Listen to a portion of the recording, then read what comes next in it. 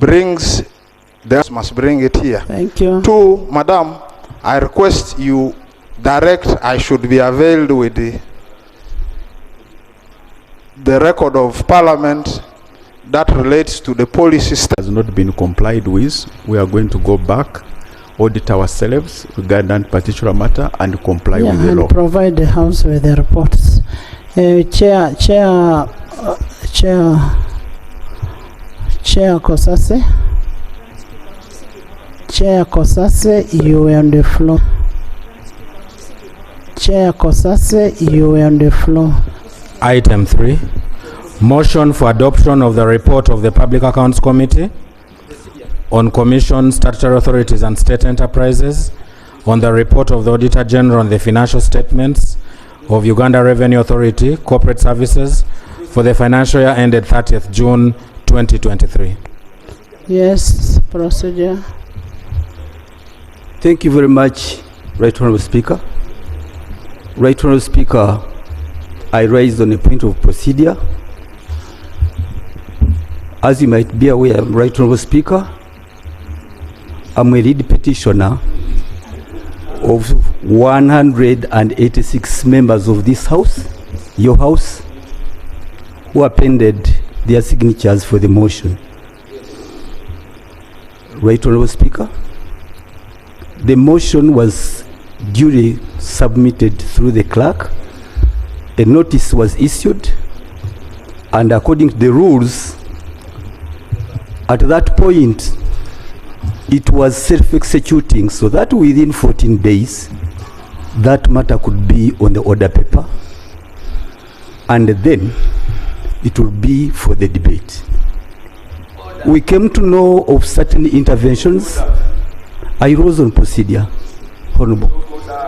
I rose on procedure. I rose on procedure. I rose on it is okay. You'll respond to what he says. Let him continue with the procedure. You'll respond. And I didn't expect Honourable Salirwa to jump up in this well.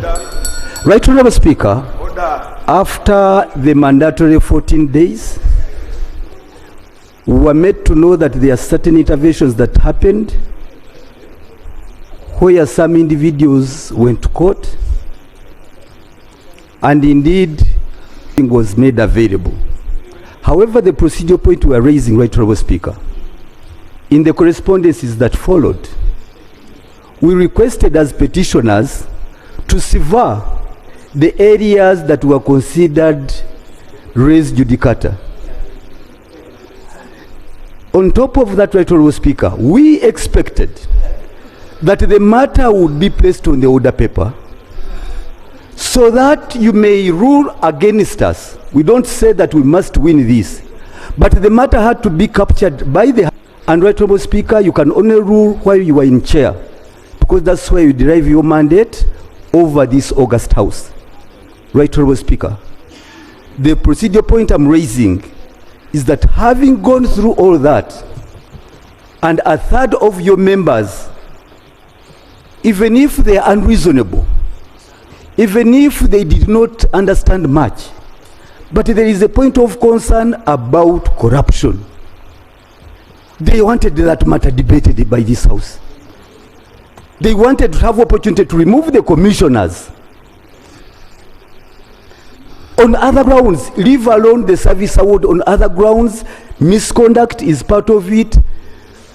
You have misbehavior, part of it. Incompetence, part of it. Irregular recruitment, part of it. And indeed, you have other matters that we took consideration of that involve... Can you finish? Yes, that was involving having fictitious trips made by some of the members of this House. Right, Honourable Speaker, are we procedural right for us to receive a letter purportedly giving a ruling in the chair? The matter has never been cause listed or put on the order paper, so that you rule on a matter which is captured by the Hansard. This matter was competently supported and supported by members of this House. Okay, you're finished. Are we proceeding right? I have attentively listened to my brother, the Honorable Sekikubo, make the same submissions day in and day out. And Right Honorable Speaker, I think we owe this country a duty to stick to the rule of law. Right Honorable Speaker, the Honorable Sekikubo says the matters he's raising has been a subject of contestation in court. He also says there's a judgment of court. Yeah, there's a judgment of court and an order of court. Right Honorable Speaker, the effect of a matter going to court is that it extinguishes the mandate of this institution to deal with it anymore. The effect of a court order is that every citizen, all and sundry, must respect it. Even when you do not agree with the court order, you have a duty to respect it. Court orders are issued in rem to all and sundry, to the world. They are not issued to persons, to individuals. The institution of Parliament is under duty to respect a court order, even when you have fundamental disagreements with the court order. And there's a method of dealing with court orders when you don't agree with them. You apply for revision, you apply for review, or you appeal. When you are not a party, you apply to be joined as a party. So the Honorable Sekikubo is wasting a lot of parliamentary time. And Right Honorable Speaker, I beg that we put this matter to rest. I thank you. Thank you, honorable members. Honorable members, I read the Hansard. Where the presiding officer handled this issue exhaustively. And the presiding officer made a ruling on this issue yesterday. I was watching, also read the Hansard, and we can still give the Hansard to our brother Sechi. And Sechi, I don't know why you should insist on this thing. You can have better ways of handling. And as I've told you, we are moving to we are late because of this kind of interruptions. Today, Honorable Segona has 10 reports from Kosase. 10 reports to do this. Then we may not even finish work in this session. Honorable Kiro, you have something? I want to thank you, Right Honorable Speaker. Right Honorable Speaker, I want to agree with the submission of my land colleague, Honorable Fox. But very importantly, colleagues, when we set down the rules of procedure, these are handmaids of justice. They're supposed to help us, to guide us on how we can conduct business. I want to agree that one, there is a decision that has been made by the presiding officer. However regular or irregular the decision can be, there's a decision that has been taken on that chair. But what is very important for us to note, Right Honorable Speaker, and I want to seek your indulgence in this, I want to help my senior colleague, Honorable Sekikubo. Fortunately, at the time I was doing law school, I happened to be supervisor.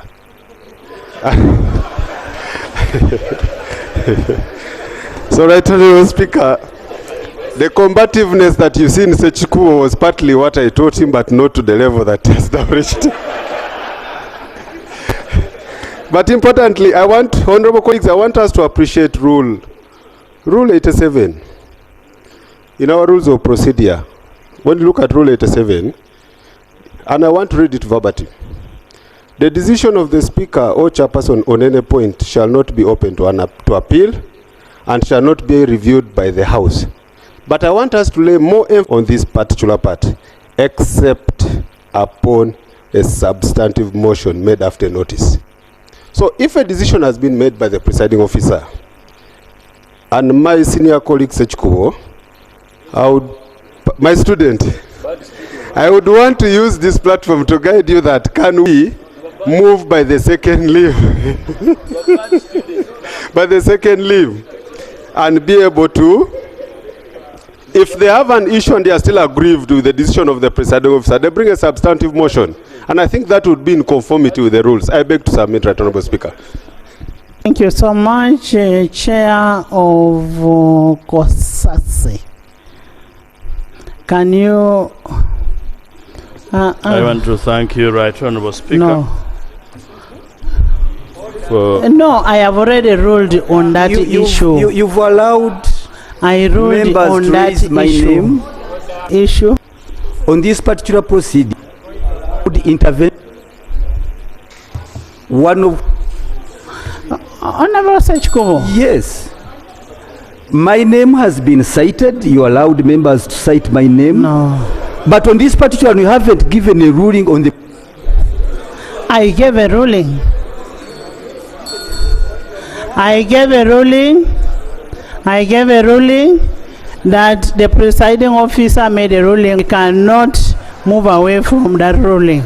Can we now go to... thank you, Right Honourable Speaker. Right Honourable Speaker, I did...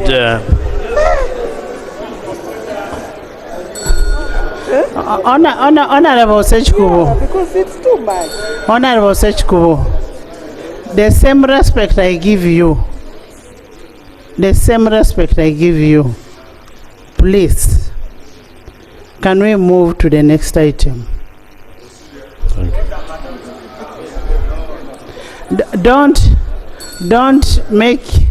Don't push me into a corner. Aliona will give